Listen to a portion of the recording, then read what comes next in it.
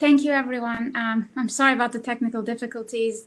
It's a Women in Tech conference in cybersecurity, and look, we've been struggling, but I think if anything we learned this year with COVID is that we can do anything. We're resilient. We can adapt to anything. So my name is Melike. I'll be, like I said, looking over here to my notes, so I'm not going off track, which is I do that very often. I'm really happy to be here, and I'm really excited to give you a talk around cyber hygiene and resiliency. I manage governance, risk, and compliance at Earnin's security team, and I hope you leave my presentations with a couple points today around resiliency, and I think it's the word of the year. And we've been experiencing some technical difficulties, but I'll talk quite fast, so I think we can go through this. Just remember, this presentation would have been 1,000% better if it was on live. So let's meet and connect with me on LinkedIn, and we can definitely connect and share the knowledge together. So I'd like to start with one of my favorite quotes from Viktor Frankl. To those who have a why to live can bear with almost anyhow. This is Viktor Frankl, who used his experiences as a prisoner in German concentration camps in World War II, wrote The Man's Search for Meaning, which is an amazing book. I highly recommend you to read it. An enduring work situation of survival, literature of modern psychology, and he lost his mother, father, pregnant wife in the concentration camps. He lost pretty much everything, and he said in his book that everything could have been taken from a prisoner except one thing, which is the last of the human freedoms, to choose one's attitude in any given set of circumstances, to choose one's own way. So in Man's Search for Meaning, Dr. Frank basically related that even at Auschwitz, some prisoners were able to discover meaning in their lives, if only helping one another through the day.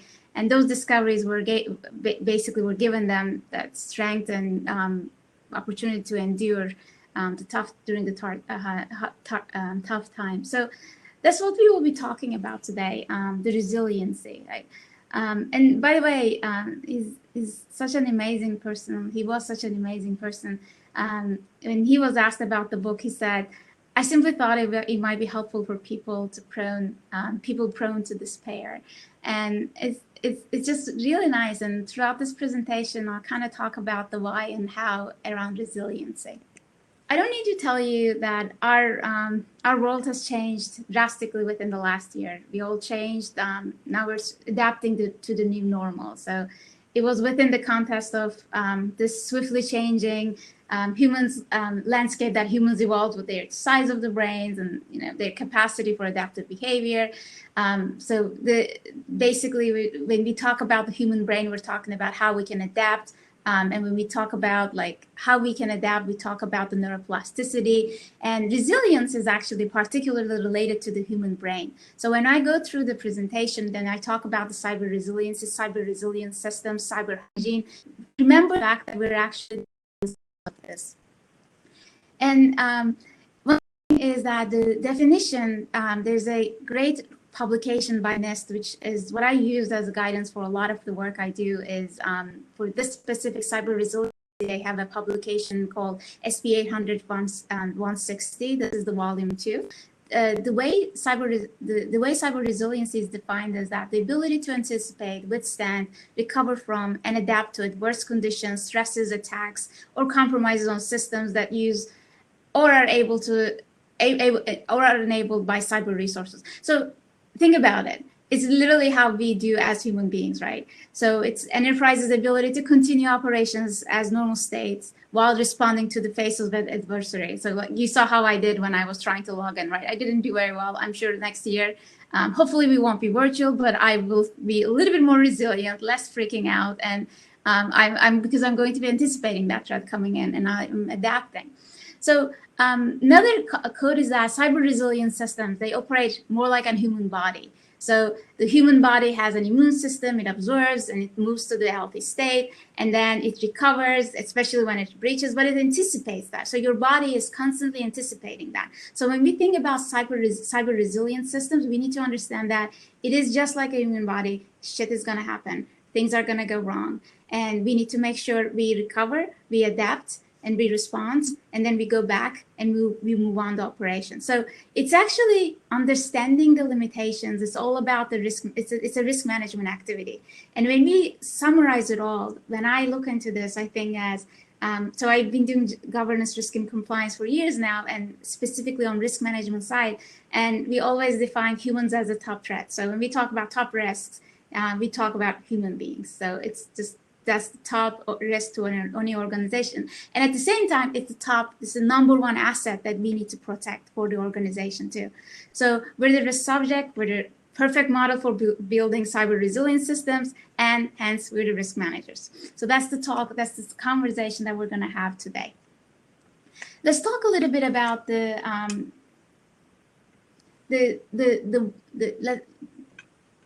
what is cyber resiliency. Let's talk about like where it's coming from. So kind of like our why before we dig into the how. That where I'll talk about like cyber hygiene, I'll talk about like controls framework, but let's talk about like why we need it. So it's all about digitalization, right? It's we need to understand that the world is changing. We're information is power. It's all about data mining. It's all about making sure that we're actually using information as a competitive advantage.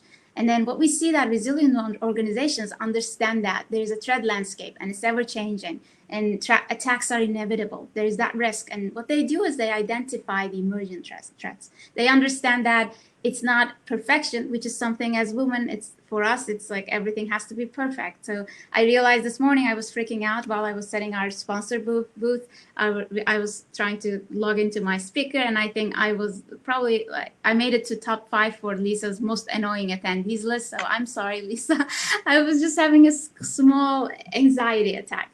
So the thing is that with resilient organizations, they understand that, and they understand that it's also a collective responsibility.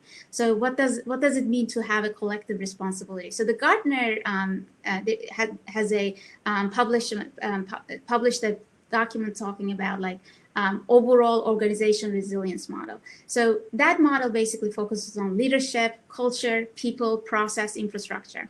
So if you think about components of threat risk categories, this is always, you think technology, people, process, and this is the same idea. When you think about organizational resilience, you can't have a superstar infrastructure built with the high-end technology, but your culture is not there to support that, so they keep failing. They keep clicking on that phishing link. They keep sharing their credentials, but your infrastructure is the superstar state of art. So it's not really going to get you to be a resilient organization. So the other point that we need to keep in mind is that it's a pervasive thing. So just like information risk, just like information security, it's a pervasive thing that impacts across all categories of enterprise.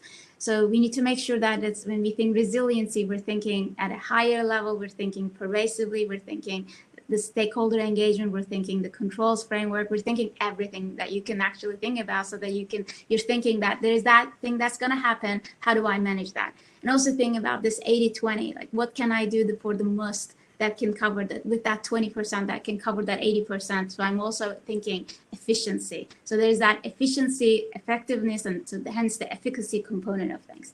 So what I have down here, I'm not going to go through these, but there are a lot of different frameworks. This is the one that I had put, which I thought was the highest level that talked about organization resilience before I dig into cyber resilience, is that there's this governance component, there's strategical component, there's risk management. When you think business continuity, crisis management, I consider them all in there. Communications management, asset management, obviously, we'll talk a little bit about that.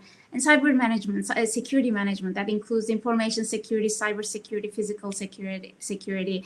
You think about financial control, fraud control. Now it's becoming, this whole idea of RegTech is becoming a thing now. So we're thinking about, there are a lot of different components that brings that organizational resilience, enabling that organization resilience, especially in this era of digital economies, because we're thinking about digitalization. So how do we do that? So this is the reason I named the presentation around cyber hygiene, cyber resiliency, but at the end of the day, it's us being risk managers. So it's really us managing everything. If you think about your life throughout the day, that you manage your relationships, you manage your work schedule, you manage your, your body, everything. It's all about like, how do you build that right risk mitigation strategy at the right area so that you're actually mitigating the critical components. So we talked about the why, we talked about the digitalization. We talked about how we can actually, we should be all anticipating that there is that advanced persistent threat that we need to be watching out for. So when we think about the how, to me, building resiliency is about building robust continuous control monitoring. So what does that really mean? It's another like loaded word. So it's really making sure that you establish, you're not thinking in the compliance mindset, but you're thinking in risk management mindset. You're thinking about things end to end and thinking what could go wrong, where do I need to put my controls, and what is the value of that to my organization. Later on, we're going to talk about like strategic components when you think about reporting against those frameworks around maturity model, around big initiatives that the CISO would be basically reporting on. So I'll touch on that a little bit as well. But the one thing that's really important, that the foundational structure is really about capabilities, processes, and systems that needs to be aligned to strategy. Because at the end of the day, if you're not aligned with your strategy, you're going to be mitigating the wrong risk. So, and that's not going to value anyone. And cyber hygiene, I said it's about risk management. It's proactive risk management. You can, if you, most of you have probably risk background. When you think about risk scenario analysis, you can even think about the espresso machine being broken, but it's not really going to impact your operational effectiveness at the organization. So that's why you need to think about like what really reduces that inherent aspect of vulnerabilities. So because there's always that inherent risk. To bring that to that residual risk, you have to apply controls. But then, which risk do you really need to mitigate? That's really when everything comes within the context. That's what your storyline comes in. So let's talk about a little bit of the frameworks that we can build for to establish cyber resilient organizations. So one framework we have, which is actually my favorite framework, and I put some source related information at the bottom. By the way, I'm just assuming that you can all hear me, so I hope I'm not talking to myself, which during COVID, I have been doing that pretty often, but hopefully you're all with me and this is all working out. So just hoping for the best. So the security framework, this cybersecurity framework, it is, it's actually comes from the presidential executive order to serve as a guidance for implementing and responding to cyber-related events. And it actually also became the law, like around Cybersecurity Enhancement Act of 2014. So it's a high-level it's a high-level, one second. It's a high-level framework that you can actually apply to any organization. But at the same time, when you go deeper down, which we will when we go through the for the rest of the presentation, I'll go a little bit more deep, deep dive, and we can talk about that. So what it looks into is identification, protection, detection, responding, and recovering. So if you think about that, it's really how you respond to any type of risk activity, right? You have to identify, you have to figure out what's out there. Like it could be systems, people, assets, data, capabilities. When you want to think about, like when you identify that, you do some kind of risk management activity, right? You think about what could go wrong, and then you decide to protect what that actually matters. So we'll go through that. But one thing that's really important for me is that this is a great framework that I highly suggest all of you to learn and actually utilize in your work. And then I think it's also more peaceful than the other frameworks like the cyber kill chain. It's like when I read that, I was like, can you be a little bit more peaceful than that? But it's also a great framework. So let's talk about NIST CSF at a glance. So we talked about the 5 main components: identify, protect, detect, respond, and recover. So when we think about identification aspect, we talk about, asset management. You need to think about, remember we're thinking end to end. You need to think about what are the things that I need to protect, I need to manage. So this could be getting full coverage on your vulnerabilities, making sure that you have identified your critical assets, This could be either understanding your governance structure at an organizational level. What's the reporting structure? What is the relationship to the board? What are the expectations of that? Doing risk assessments and risk management activities. So that really leads to your overall control, controls framework. One second. And then supply chain risk management, which really leads to that third-party risk management aspect of things. So that's when you have identified that, the next thing that really matters for us is that implementing the appropriate safeguards. So remember, the idea is us to recover, right? When we're actually at an event that we're responding to cybersecurity event, we're basically making sure that we're identified, we isolate, we protect, but it's also at the same time proactive. So we're actually doing this on an ongoing basis. So what is protection? So by the way, even though these are siloed, and when you read the cybersecurity framework, you're going to see a lot of things actually being repetitive, because even though when you're responding, you may, during your root cause analysis, you may realize that the risks that you're actually trying to respond to may be the risks that are not the risks that you need to be responding to. So that's why there's always that analysis, mitigation, and improvement activity as well. So protection, we think about identity and access management. So you need to make sure that you're actually creating the right identities. You're making sure that you're provisioning the right identities. You're managing accounts the right way. Awareness and training. This is so underestimated. In order to build the right culture, you need to make sure that you train your people. You need to make sure that people are aware so that they can be your hands all across the organization. So that's the whole idea about risk managers. One thing we do at Earnin is that we make sure that we train our business partners across the board. We have security champion groups, for example. So they are our eyes on the field when they're coding, when so they're actually understanding how we are thinking as security professionals. So they're integrating those principles when they do their work. We need to, I'll talk a little bit more about what other things we'll be covering here, like protective technologies. We'll talk about zero trust a little bit, which is super buzzword, which to me, it's been there all along. We're just renaming it, but that's another thing for another time. Detection. So that's the one that we're actually talking, that we're referring to the implementation of the appropriate activities so we can actually identify. This is a little bit different because the identification that we talked at the very beginning was more around what are the foundational pieces? What's my architecture like? This one is more I have identified, I have set up the protection processes, mechanisms. Now it's time for me to start scanning, to start detecting these things. And that's the time when you think about security continuous monitoring. The next item is responding. So respond is basically when something is detected, how do I respond? What's the appropriate escalation path? What is the response planning that we have? It could be around security incident planning. It could be, if it's a major crisis, it could be when do you need to activate disaster recovery team, or crisis management. So, and when do you need to actually start communicating to the public so that people are aware that you have detected something and you're in the process of responding to it? Recover is the last one, which is the whole idea that we talked about, with the human body. So the entire purpose of this, how do I get myself back to the healthy state? So this is the whole idea of this one. How do I make sure that I am implementing appropriate activities so that I make sure that these capabilities are there, and when there's an impaired activity, when there's an attack, I can basically mitigate that, isolate that, mitigate that, and then I can recover to the normal state while I'm actually fixing that. So this is really how NIST-CSF works at a glance. So a couple of things I mentioned a little bit. I think I'm going to have to speed this up a little bit because of my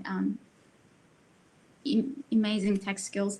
But what we are, when we talk about NIST Identify, I mentioned that there's asset management. These are, by the way, direct quotes from the document that I coded in the previous slide. So when you think about asset management, to me, this is the key, and this is the #1 finding area for any audit. So when you go through a SOC 2, when your internal audit actually does a review for you, asset management, configuration management, and a typical governance finding. Those are your standard findings that you will see in any audit report. So And I feel like we're sometimes complicating it, because when we think about the organizational capabilities, then we think about assets, then we think about what could go wrong, then we think about the processes, then we think about the risk management strategies, mitigation strategies. That's actually like your life basically kind of at an organizational level becomes so much easier, because you identify what really matters for you.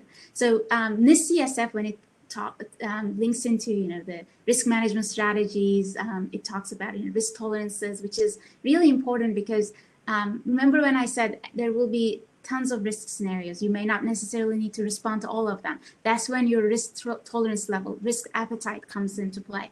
That's when you decide, this is the type of risk I can assume, and it's okay. It's positive risk. It's actually going to help our organization grow. I'm okay with that. It's actually good, and I'm going to assume that risk. Or for me to actually experience that risk, and that risk realizes this is going to cost me, let's say, X amount, but if I actually were to implement the controls to mitigate that risk, it's going to cost me double the amount. So obviously at that point, you're deciding not to build that control. You're basically accepting that risk. So these are the decisions basically that you need to be doing at an organizational level on an ongoing basis. And supply chain risk management is actually the last thing in this slide, is that it's a slightly new addition, because as you know, there has been so many breaches that, like if you think about target breach, for example, this is a lot of times you're dependent on your third-party providers, right? So when you think about third-party providers, we need to make sure at an organization level they meet our security baseline. So at Earnin, for example, we have built a third-party risk management process. We're basically making sure that when a vendor is onboarded, we have legal step in, we have privacy team step in, we have security team step in, and we're also making sure that we're monitoring at an SLA level, so that we're making sure that there's that ROI component. I brought this vendor. Did it do what it's supposed to be doing? Right? These are really important things, and you need to make sure that you're assessing against that as well. And the next item is the protect, which I'm not going to go too much detail on this, because it's and all the rest of these too much. But when you think about the key areas that I definitely think that is important, is like identity and access management. Not that any other ones are not important, but when you think about identity and access management, that's really, once you have the inappropriate access, you can make changes, right? It's literally like the domino effect. So when you have the inappropriate access, you're going to make unauthorized changes, right? You may actually cause an operational incident. You may cause a security incident. The other thing is when you do not have the right access. So we always talk about access is minimum necessary. But if you're not managing your groups, your identities, when you're not doing recertification around those things, what's going to happen is, if a developer doesn't have the right level of access, or an engineer doesn't have the right level of access, and they need to deliver on a project, and nobody's there to think about it, or they didn't really architected the IAM process the right way. So the groups that they need to have access to is not there to actually for them to actually access. So there is your operational impact, because it's secure but not available. So we don't want to be in that state as well. Awareness and training, I could not emphasize that more. It's for us, it's we do annual trainings for people, so that they're raising people as risk managers. Because as security, you're not going to be sitting next to people at all times, right? What you want to do is you want to train them. So that's the idea that NIST CSF basically emphasizes here. Excuse me. So data security, it's another loaded concept, but we need to talk about encryption. We need to talk about that CIA triangle that we say in security: confidentiality, integrity, and availability. We need to make sure that hashes are built in, so there's that integrity component. We need to make sure that confidentiality is there, especially with privacy components. So for us, our business is all about consumers. So I hope you, by the way, come to our booth, because there are so many amazing videos that are CMs. We call them CMs. They're community members that share their stories and how we help them. And this is really important, because we not only want to help them with their financial literacy, but we also want to make sure that they are actually seeing that we care, we value their trust. We value their trust and we care about their security, we care about their privacy. So that's when you talk about following the NIST CSF data security, that's what we really think about. Processes and procedures. This is like, if you are familiar with NIST 853, which is another security controls framework, requirements around how to build systems. This is every control family, like access control, like vulnerability management, like any you name it, and then there is actually -1, which is policies and procedures. So all documentation is really important. If you think about it, when your auditors come in and they want to audit you, the first thing they ask you is not the, let's say, SOC 2 standard AICPA guidance on SOC 2. What they ask you is your policies, because what you are obligated to conform to is your policies. So it's really important for you to have things documented. Maturity of the processes depend on that. So when you think about SOC 2 type 1 versus SOC 2 type 2, even though type 1 is a point-in-time assessment, when you actually get reviewed on your processes at a point in time, at that moment, they still look at your process maturity. So you may actually build change management process that day, and you can walk them through, but it will still go to the report with a note saying that this is a fairly new process, and it's really important so that you have that execution of your processes maturity, and that comes with documentation, and that those documentation also needs to be reviewed on an ongoing basis as well, because things change. A lot of organizations would have end up finding themselves with lots of security policy violations or waiver requests. So to me, it's a two-way street. You set the policy, you see how that works, and then you go back and update your policy, because you don't want things, again, not available. Secure but not available always happens, so you want to make sure you watch out for that. Let's move to detection. This is the one that we talk about, security security operations monitoring. You look into anomalous activity, you look into like how are we monitoring the right things, and then also we're making sure that we're verifying effectiveness. So when I talk about the efficacy, things could be like efficient, but what if you're monitoring the right things? That's when you think about like this false positives, right? You may spend tons of time trying to dig through the incidents or the alerts that you're seeing, but they may not be notable alerts. So that's also important, that you're constantly tuning things in your environment. And then obviously processes, so you need to make sure things are actually documented and tested and tuned. So that's also really important. And people need to be aware of what you're working on, what your policies are. So that's really important for them to understand. That way they can be your champions. And then response. So this is and this CSF is designed a little bit on at least I get that sense on like a security incident happens, and then you have to respond to it, and then if that, and we're not finding ourselves in a situation where a security incident happened, then we're fine. But it's really not like that. When we think about it at a higher level, all the time you're actually at that identification stage. All the time you're actually in that protection and detection state, because things are always happening. So you may be responding things in a way that you're actually doing mitigation activities for, so that an event or a notable situation is actually not expanding and impacting any other, like having that domino effect, so that you're resolving the incident. But at the same time, you need to make sure that you have the right processes in place so that you're ready to respond when at an event. So that's the component that relates to the governance of this component of the domain of NIST CSF.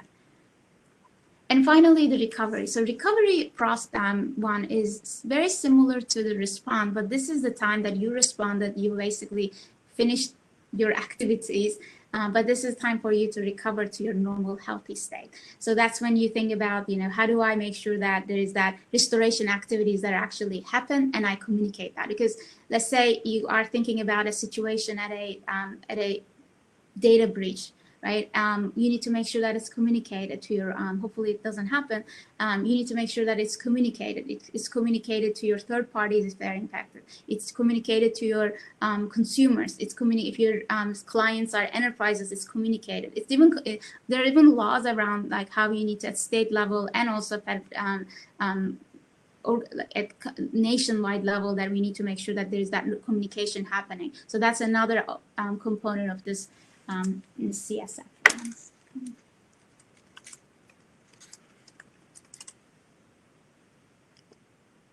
One other thing that I wanted to show is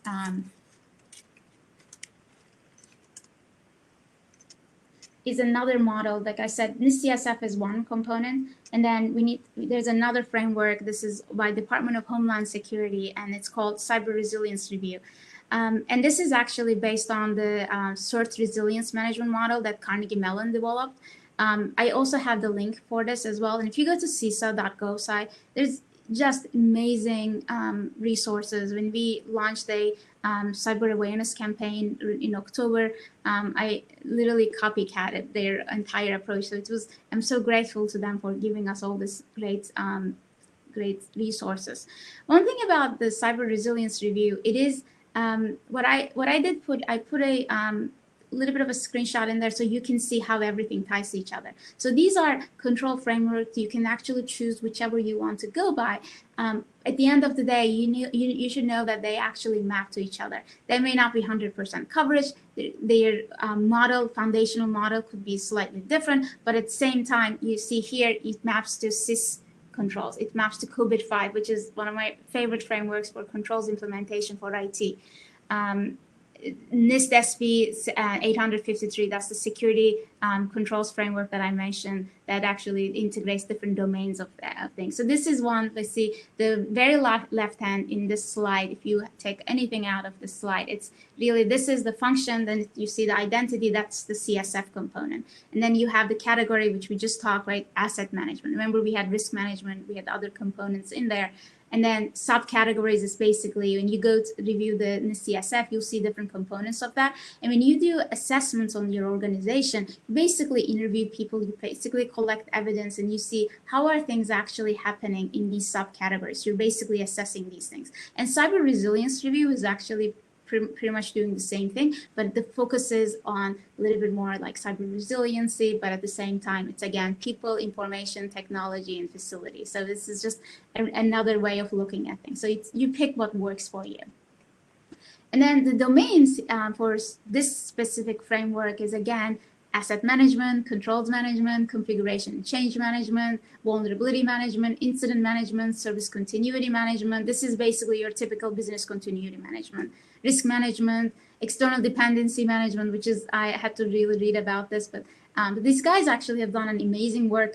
Each of these domains, like asset management, controls management, configuration and change management, all these areas actually do have their own corresponding PDFs that you can actually learn more. I think I'm running out of time, so I'm going to move on to the next slide. One thing I wanted to talk a little bit about is that let's shift gears a little bit and understand what is a security function at a glance. So because remember what I said at the beginning, I'll talk about the why, I'll talk about the how, and then I'll talk about how we actually can do that. So your typical security organization basically is all about, managing information, cyber resilience, and security posture of the organization, right? And then they're accountable for governance, risk, and compliance. From a security standpoint, you have a defensive, offensive security, which is your pen testing, like red teams, blue teams. You have infrastructure security operations. You have product security. So if you're like an organization like us who builds products for like consumers or even enterprise level, you think about product security and you evaluate your product security posture on an ongoing basis as well. Obviously, physical security, which we have not had a chance to go by that during COVID. And then cyber resiliency and crisis management. So this is really your security incident management, but at the same time, you got to think a lot more proactively. So you're thinking that risk mindset. That goes really hand in hand with governance, risk, and compliance. So the idea is we implement, control, and continuous monitoring mechanisms to protect human life. Remember, the most important asset, also the biggest risk, data and information. So we need to make sure that it's aligned to our enterprise risk management framework so that we're actually aligned with our risk appetite. The last thing, well, maybe not last thing, but I want to also show you how you can actually utilize this CSF. So this is something that I use in a CISO deck. So when you're actually reporting to senior management, even to board, depending on how detail-oriented your senior management and your board is, the things that you need to talk about is like, remember the CSF capabilities: identify, protect, detect, respond, and recover. Each of them basically have certain initiatives, right? Like we talked about asset management, risk management, supply management for identify. Then you think about like, what are the things we're working on? We're building on the risk management framework. We're integrating that to security framework, security RMF, for example. We're building a GRC tool. We're building our third-party risk management. We're building our critical asset inventory. And then you see like, where are we at? So when you go through, and we don't have the time to go through all these details, but when you go to this CSF, it's really a maturity assessment model around building controls implementation. So when you go through that, you can actually measure how your organization is doing. So when we talk about, for example, remember I said protection. So we talk about campaigns, we talk about zero trust, we talk about formalizing a patch management process, because this oftentimes you have these vulnerabilities identified, it's great, but then you're putting this key metric in front of the management saying we have 10,000 vulnerabilities that are critical, and they have no idea how to put that in a context. So that's really important for us to make sure that we're formalizing a process and we're also telling a story. And then I won't go through too much details on this, but you can actually utilize a slide for management reporting. And then the other idea is when you think about your resiliency model, you also have to constantly measure yourself, right? You have to dashboard yourself. You have to talk about how are we trending? What are the things that are requiring our attention? So that's when your key risk indicators come in. So let's say your security, this is an example slide that talks about, your security focused domains are data security, product security, cyber resiliency. I know I had said cyber resiliency is a pervasive thing, same as governance, risk, and compliance. It's just there could be some areas that are actually focusing specifically to security incident management. So that's why I put in cyber resiliency as a component in there. So you think about inherently that's happening, then your residual level risk, like how is that doing for us? Like, do we need to actually pay attention to certain things? Are we doing fine? Are we managing that? So we build certain things. So let's look at third-party risk management, for example.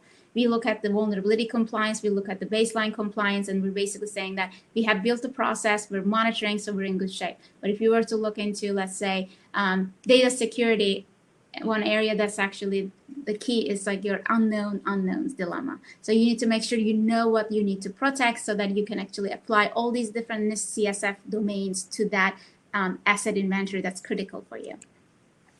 So finally, my takeaways. So there's three, and I know I went through this very fast. So connect with me, tell me what you think, tell me what you're struggling with, and share your experiences with me, because I'm very much interested in hearing how things are working, because risk management is you basically keep hustling, right? So one, as humans, we can adapt to anything, and we're capable of doing it through the plasticity of our minds. Just remember the why, what Dr. Flank told us.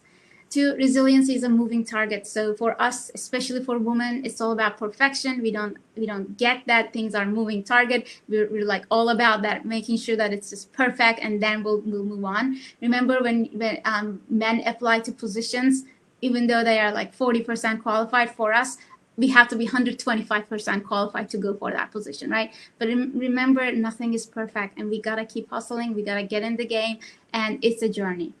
And the third one is humans, which is, we talk a lot, and they're the top threat for any organization, but they're also the solution. They're actually the mastermind behind how to build the cyber resilient systems. So we are the risk managers, so keep securing. And I'm so grateful for you to join me today, and please connect with me. If you have any questions, I'm here to answer them. Yes, I will make the slides available. I believe the session is also recorded, but I'll make sure that. Thank you, Maura. Thanks for joining. And let's see. Yes, Maura, we have to keep hustling. I don't see. Oh, we are at earning. So we are spelled. That was the idea of securing and earning. So I was trying to be a little bit dorky on that. So it's spelled as E as an elephant, A as an apple. Why don't I type this? I'm on the roll today. So come join us. We have amazing presentations. We're also doing a raffle with our, and the prizes are 30-minute mentorship sessions with amazing seasoned leaders from our industry. I'm also offering my time as well. So let's connect. Let me know how things are going for you. And I really appreciate this. Thank you. Yeah, Anna. Anna, thanks for coming, by the way. I miss you. Anna is one of my former colleagues from CSS, where she's an amazing architect. So it's great to have you. Thank you, Cheryl. Thank you, everyone.